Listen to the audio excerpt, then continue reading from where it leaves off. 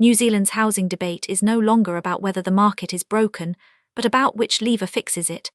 The right-leaning camps treat unaffordability as a supply failure to be unlocked by upzoning, greenfield release and infrastructure investment, while the left-leaning camps treat it as a distributional failure to be addressed by public building, tax reform and tenant protection. The deepest insight from NZ's reform record is that housing is the archetype of churn without progress. The delivery vehicle has been relabelled repeatedly: State Build, Accommodation Supplement, Special Housing Areas, Kiwi Build, MDRS, without ever restoring the 3x affordability multiple, because the binding constraints are structural: infrastructure financing capacity, construction productivity, land economics, and survive every restructure. The one approach with a credible path to breaking the cycle is the rare cross-party upzoning consensus, but even that decayed within 3 years. Supply-side liberalisation, upzoning and intensification. Unaffordability is primarily a supply failure caused by restrictive zoning, enabling medium and high-density housing as of right, especially near transit, lets the latent market supply response clear into lower prices. Its flagship moves are: upzone residential land for 3-6-storey development, as of right within walkable distance of frequent transit stops, NPSUD MDRS-style intensification, remove height limits, minimum lot sizes and minimum car parking requirements citywide, fast-track and streamline consenting for medium-density developments below a threshold. The central tension: rezoning alone does not deliver dwellings if infrastructure capacity is the real gate, or if land banking and construction costs absorb the price signal. Intensification also triggers concentrated neighbour and heritage opposition that mobilises a local reversal constituency. This has been partly tried. Auckland's upzoning and the 2021 NPSUD drove record consent volumes, the clearest evidence the supply response was latent. The medium-density residential standards were a rare bipartisan Labour plus national upzoning in 2021, but the consensus decayed within 3 years when national-let councils opt out from 2024. Classic partly unwound outcome: even cross-party agreement frayed, supply response was slow and infrastructure-gated, and the 3x multiple never returned. Its durability outlook is rated likely contested. Urban expansion greenfield release. Land supply is structurally constrained by tightly drawn urban growth boundaries. Releasing greenfield land at the periphery, coordinated with infrastructure, is the most scalable and cost-effective way to build the volumes needed. Its flagship moves are: extend or abolish urban growth boundaries to release strategic greenfield corridors, allow developer front funding of reticulated infrastructure with lien-backed cost recovery over time, establish special development zones, fast-track consenting in growth corridors. The central tension: greenfield sprawl generates car-dependent commutes, high per-dwelling servicing costs eventually socialised onto the rating base, and irreversible loss of productive rural land. Against intensification, it fights over the form of the city, and the infrastructure bill is the recurring constraint either way. This has been partly tried. Special housing areas under the 2013 Accord released greenfield land with fast-tracked consenting, but delivered modest affordable yield and lapsed. Christchurch's post-quake recovery saw large genuine greenfield-led growth in Selwyn and Waimakariri, which did moderate prices regionally. The lever works mechanically but, like every NZ housing vehicle, has not restored the affordability multiple, and the infrastructure funding gap repeatedly throttles it. Its durability outlook is rated likely contested. Infrastructure-first financing and trunk capacity. Zoning without infrastructure is theatre. The real gate on supply is the capacity of water, wastewater and transport networks plus the bank debt financing cycle, building trunk capacity ahead of demand and creating durable financing tools. Value capture, infrastructure bonds, IFF levies, a housing finance agency, DTI macroprudential limits, is the precondition for every other lever. Its flagship moves are: Crown Council co-investment in trunk infrastructure ahead of demand, funded by long-term infrastructure bonds and infrastructure funding and financing levies. Land value capture mechanism that recycles rezoning uplift into infrastructure, breaking the consent infrastructure chicken and egg. Macroprudential debt-to-income limits, and a state housing finance agency providing fixed-rate construction finance outside the bank credit cycle. The central tension: investing ahead of demand puts stranded asset and balance sheet risk on the Crown if growth does not materialise, and without parallel supply liberalisation, New infrastructure can simply be captured as land value uplift rather than translating into affordable supply. This has been partly tried. The IFF Act 2020 and RBNZ macroprudential tools, LVR, then DTI from 2024, are the durable financing machinery pieces and have largely stuck because they are process/fiscal framework reforms every government finds useful. But the structural multi-billion-dollar Three Waters funding gap remains unsolved.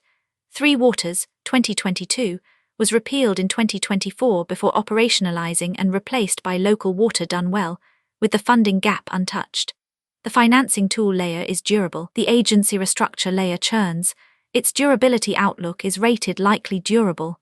Public and social housing expansion, Crown, CHP and iwi delivery.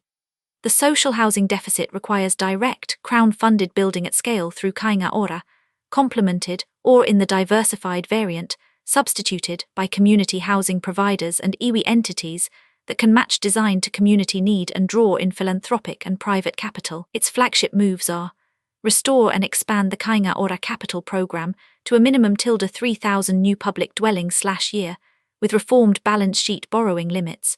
Contract more long-term places to registered community housing providers via 25-year leases backed by income-related rent subsidies.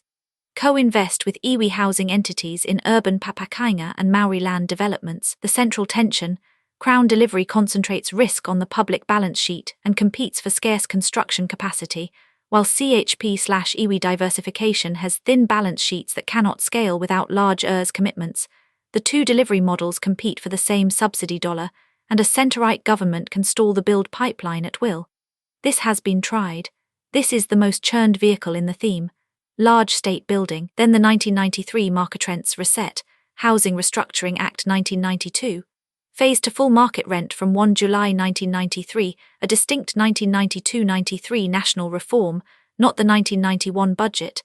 Then accommodation supplement, then Kiwi Build, which spectacularly missed its 100,000 home target, then a Kainga Ora ramp-up, then a 2024 pivot to rein in Kainga Ora's balance sheet and shift delivery towards CHPs.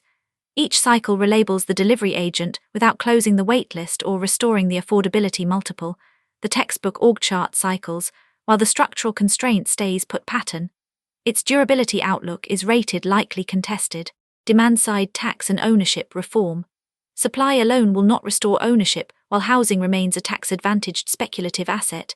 Changing the compounding dynamic requires demand-side and structural tax reform, capital gains tax, land value tax, bright line tests, removal of negative gearing, plus first home access pathways and inclusionary zoning. Its flagship moves are introduce a comprehensive capital gains tax and or a progressive land value tax to remove the speculative premium and impose holding costs on underdeveloped land. Extend bright line tests and remove negative gearing interest deductibility advantages for residential investors. Require inclusionary zoning, 10-20% below market units, as a condition of upzoning, and offer Crown shared equity loans for first home buyers. The central tension, a CGT or LVR is opposed by the owner-occupier majority who can vote, while the benefits accrue to future buyers who cannot. Deposit and shared equity assistance can capitalize straight into prices, and tightening investor settings can shrink rental supply in the short run. This has been partly tried. The bright line test and interest deductibility changes ping-ponged with the electoral cycle, extended under Labour, wound back under National in 2024, the signature of an ideologically owned reform.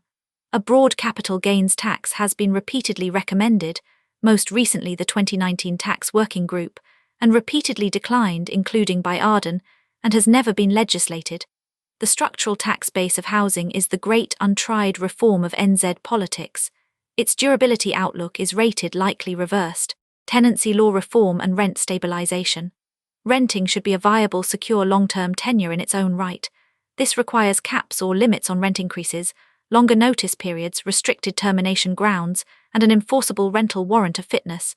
Its flagship moves are cap annual in tenancy rent increases at CPI or CPI plus 2%, restrict no-cause terminations and extend minimum notice periods, e.g. to 90 days, mandate a rental warrant of fitness for heating, insulation, moisture and ventilation. The central tension, rent caps and tighter rules reduce landlord returns and can accelerate landlord exit, shrinking rental supply in the short run, especially among thin-margin small landlords. Warrant of fitness enforcement also needs inspection and legal aid capacity that rarely exists, so standards on paper do not translate into practice. This has been partly tried. The 2020 RTA reforms removed no-cause terminations, and the Healthy Homes Standard set minimum quality requirements. The no-cause restriction was then reversed by the coalition in 2024, the standard ping-pong of an ideologically owned tenant protection reform. Hard rent caps/stabilisation have been repeatedly proposed, Auckland, Wellington, Canterbury camps, but never legislated in NZ, where the orthodox supply economics objection dominates. Its durability outlook is rated likely reversed, construction productivity and income side support. Two complementary structural levers attack the affordability ratio from below: industrializing construction, prefabrication, standardized components, guaranteed public procurement, to cut the per-dwelling cost of building, and supporting the income side directly, an uprated accommodation supplement, income-related rents, wage growth, to relieve immediate stress. Its flagship moves are Crown-anchored off-site manufacturing and standardized component procurement to de-risk prefab and cut per-dwelling construction cost, building code consent fast-track for certified prefabricated structural systems and build-to-rent at scale, uprate the accommodation supplement to current market rents with annual indexation, and extend income-related rents to CHP tenants. The central tension: prefab requires a guaranteed demand pipeline and decade-long workforce reform before it pays off, so it cannot relieve near-term shortfalls, and the accommodation supplement can capitalize straight into rents in a low-vacancy market, transferring the subsidy to landlords rather than reducing tenants' net costs. This has been partly tried. The accommodation supplement is a durable, repeatedly uprated income transfer, but is widely shown to leak into rents where supply is tight. The canonical subsidy capitalizes into prices result. Construction productivity transformation has been pursued only in pilots and through Kiwi Build's prefab ambitions, which never reached scale. NZ's per-dwelling build costs remain among the developed world's highest. The income side is tried and durable but limited. The productivity side is largely untried at scale. Its durability outlook is rated likely durable.